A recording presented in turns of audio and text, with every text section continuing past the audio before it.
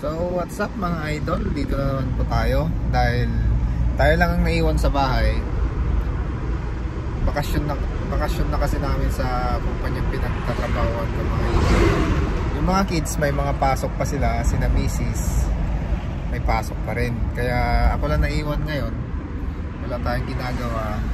Kaya papakita ko na lang sa inyo kung ano yung pagkakabalaan ko ngayon. So ngayon pupunta, mamamalingki tayo kasi naubos yung mga gulay na stock natin sa bahay. Tapos may mga order pa silang mga ulam kasi nga ganito, pag wala akong pasok, ako nasa bahay lang, syempre nagre-request sila yung gusto nilang ulamin pagdating nila. Kaya ngayon lalabas tayo para mabili ang mga yon. So samahan nyo ako guys, wala tayong pasyalan ulit kasi gusto kong pumasyal, kaso nga lang mag-isa lang naman ako, nasa school sila. Ang hirap din naman yun, ako lang yung nagsasaya samantahan sila nasa school, nasa work. Kaya ngayon nasa bahay lang tayo, general cleaning, mga ganon. Lahat yung mga nagagawa natin sa loob ng bahay, yun lang gagawin natin ngayon. So basta samahan nyo na lang po ako mga idolo ngayon, no? So dyan muna kayo at mamamalingki muna tayo. Rock and roll.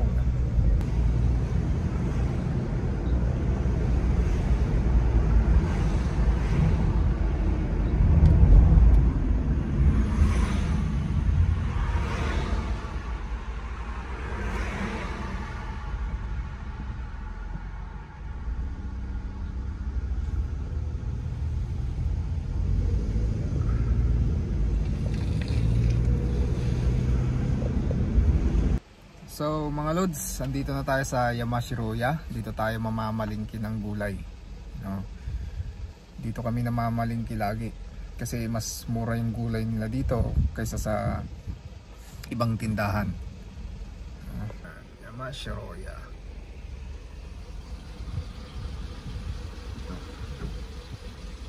Dito mga lods, aray ko. Saka dito mga idol, nagdadala pala kami ng mga basket o kaya mga ibang lalagyan para namamalingki kami. Kasi nga dito, gaya ng sabi ko nung una, may bayad po yung mga plastic nila dito, no, para sayang din yung mga plastic. Saka minsan yung plastic na nakukuha natin dito sa mga supermarket, nagiging basura lang sila. Kaya nagdadala kami ng kagaya po nito. May mga basket na dinadala kami ito. Yan, para hindi na tayo kukuha ng plastic doon, no? Kasi kalat lang sa bahay yun pag naipon. So ngayon nakakatulong pa tayo sa kalikasan kasi yung plastic hindi nga naman natutunaw pag binabasura natin, di ba? Kaya dito sa Japan mga idol, nire-recommend nila nung pag namamalingki ka may sarili kang lalagyan, no? Meron din silang mga bag dito na pwede mo lagyan kahit anong lalagyan. Pwede ka magdala na sako, kung gusto mo doon mo ilagay. Pwede mo rin ilagay sa shoulder bag, kaya lagay mo sa maleta kung anong pinamalingki mo, basta lalagyan, no? So papasok na tayo sa loob at titingin tayo kung anong gulay makukuha natin dyan. Kasi si misis mga idolo hindi masyado sa karne. Kami lang tatlo ng mga kids ang buraot sa karne. Si misis gusto gulay. So pasok na tayo.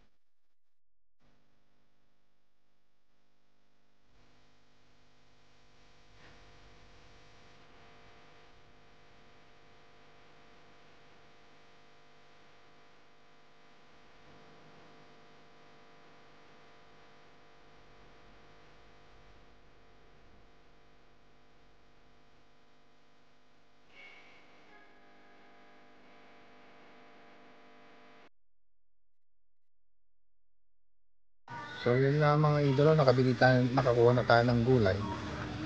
So gulay lang naman ang kukunin natin dito. Lilipat tayo ng ibang tindahan. Ito naman gusto ni Bunso.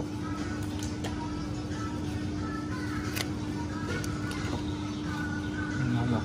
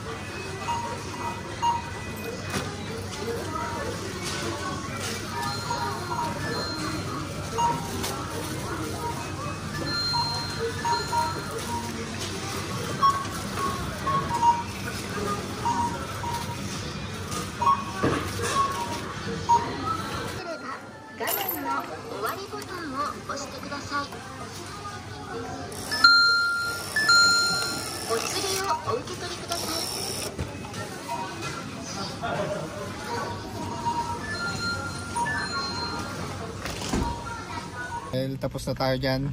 Pupunta tayo sa ibang tindahan mga idol.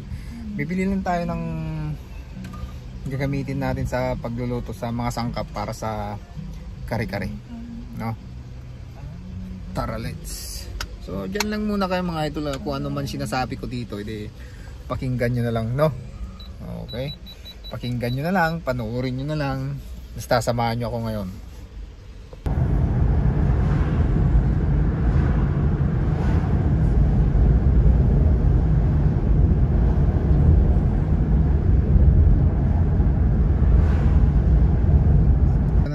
Sa kabilang tindahan mga idol, at dito tayo bibili ng ilang pansahog natin sa ating lulutuin, kasi tayo ang magluluto ngayon ng isang linggo, no? Kasi ako lang yung walang pasok, no?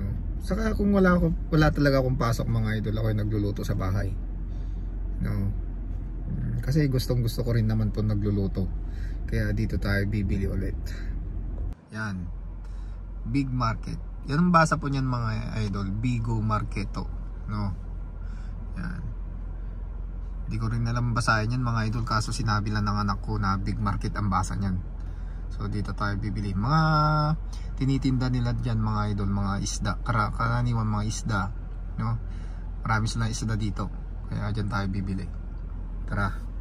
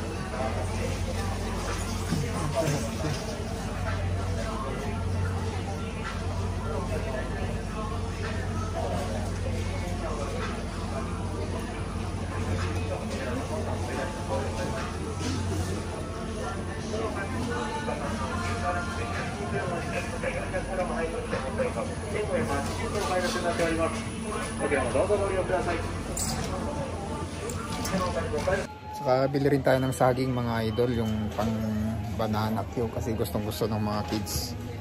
Meron din silang mga nyug dito.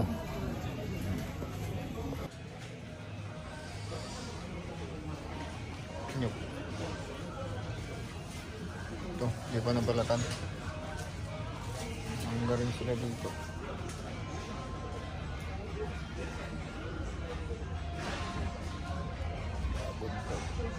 Mangga.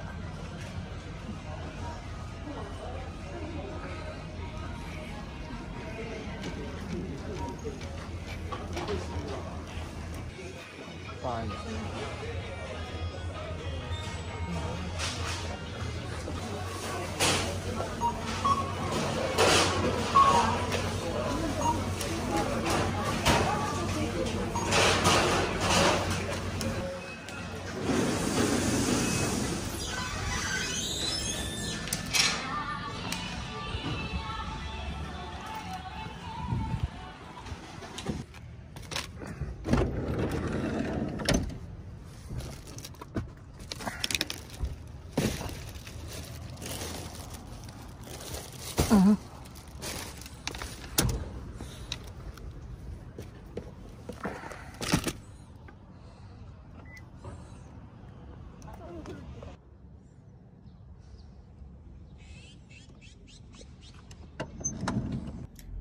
So yun na nga mga lods, nakabili na tayo ng gulay, nakabili na tayo ng ilang mga pangsahog sa mga lulutuin natin ngayon.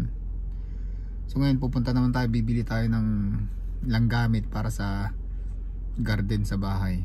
Kasi balak ni Mrs. magtatanim daw ng ampalaya. Alam niyo naman yung season dito sa Japan, ngayong season lang tayo nakakapagtanim, kaya sulitin yung time na pwede tayo magtanim ng gulay.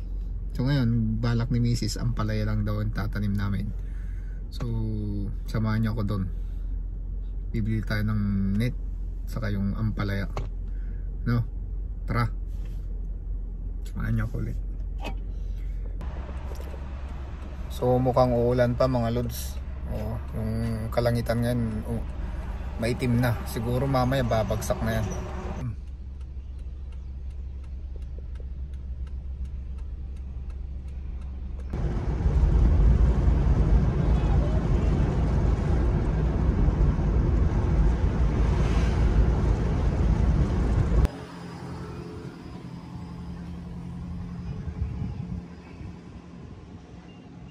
So nakabili na rin tayo ng pananim mga idol, no? So dito po sa Kainsom. Yan. Tayo kumuha.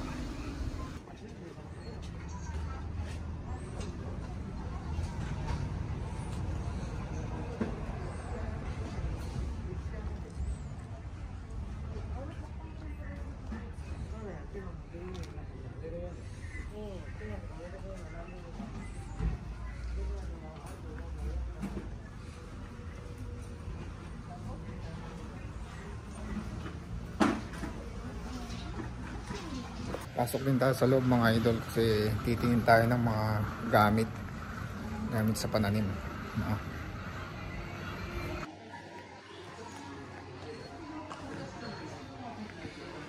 Tayo.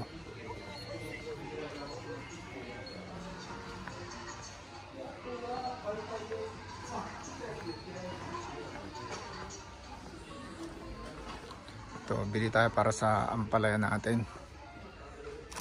180 by 180.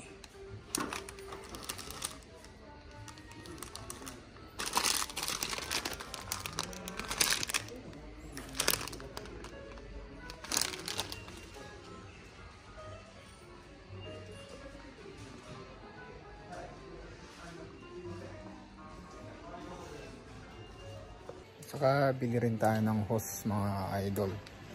So maraming mga hose dito.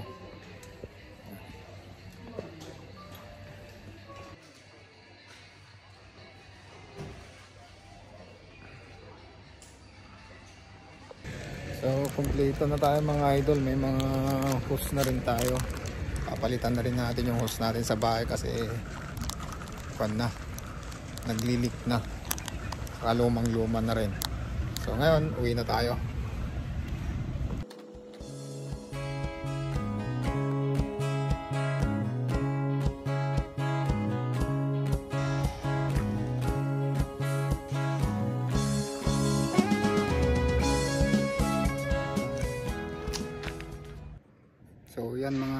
idol, ayos natin yung ampalaya natin.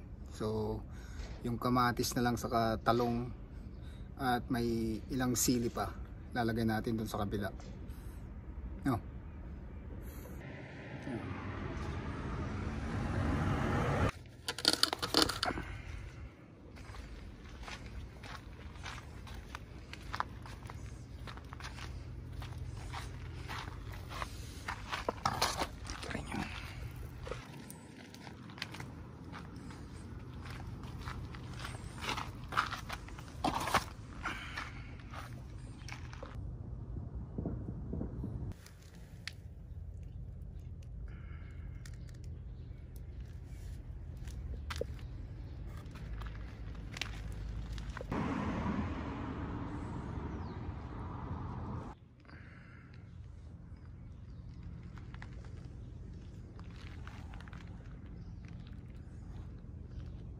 So tapos na tayong magtanim mga lods, at marami pa tayong gagawin dito sa bahay.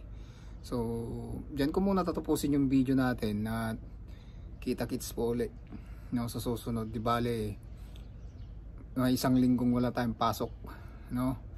Kaya kung ano mo yung ginagawa natin dito, ipapakita ko po sa inyo. Rock and roll.